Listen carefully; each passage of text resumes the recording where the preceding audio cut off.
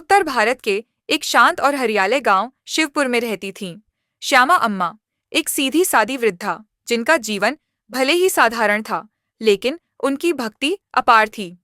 हर श्रावण मास में वह पूरे श्रद्धा और समर्पण के साथ सोमवार का व्रत रखती और भोलेनाथ की आराधना में लीन हो जाती। उनके लिए यह पूजा सिर्फ एक परंपरा नहीं, बल्कि जीवन का सबसे पवित्र उद्देश्य था। इस बार कुछ खास था। उसकी बेटी सीमा पहली बार मायके आई थी और गर्भवती थी। अम्मा ने सोचा कि इस बार की पूजा अपनी बेटी के अच्छे स्वास्थ्य और सुरक्षित प्रसव के लिए करेगी। सोमवार आया, अम्मा और सीमा दोनों ने व्रत रखा। पूरे दिन उपवास, पूजन, भजन और आरती करते रहे, लेकिन दोपहर होते होते सीमा की तबीयत बिगड़ने लगी। उसका सिर चकराने लगा, बदन तपने लगा और पेट में तेज दर्द होने लगा। गांव में न डॉक्टर था, न दवा, न ही कोई गाड़ी जो अस्पताल तक ले जा सके। अम्मा घबरा गईं। उसने बेटी को बिस्तर पर लिटाया और भोलेनाथ के सामने हाथ जोड़कर रोने लगी। हे महादेव, मेरी पूजा अधूरी रही होगी, पर तू तो दया का सागर है। मेरी बेटी को बचा ले भोले, नहीं तो मेरा जीवन व्यर्थ हो जाएगा। अचानक दरवाजे पर दस्तक हुई।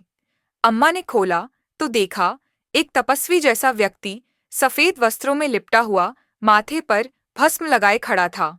माई, मैं पास के गांव से गुजर रहा था, तुम्हारे आंगन से रोने की आवाज सुनी। कोई बीमार है क्या?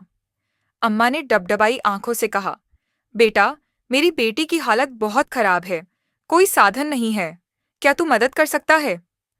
वह व्यक्ति मुस्कुराया और बोला, डरो मत माई, मेरे पास एक जीप है, चलो हम अभी अस्पताल चलते हैं।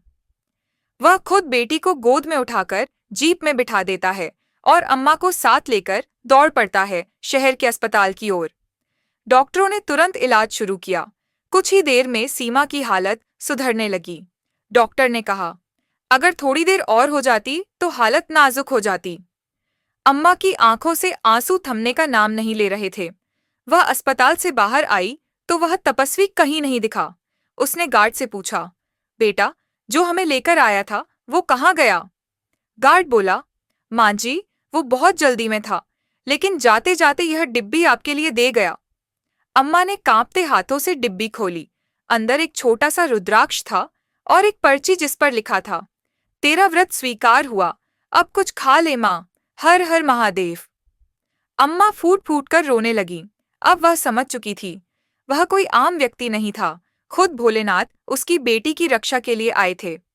कहानी का सार, भगवान सदा अपने भक्तों की पुकार सुनते हैं, बस सच्चे मन से की गई प्रार्थना कभी खाली नहीं जाती। हर हर महादेव।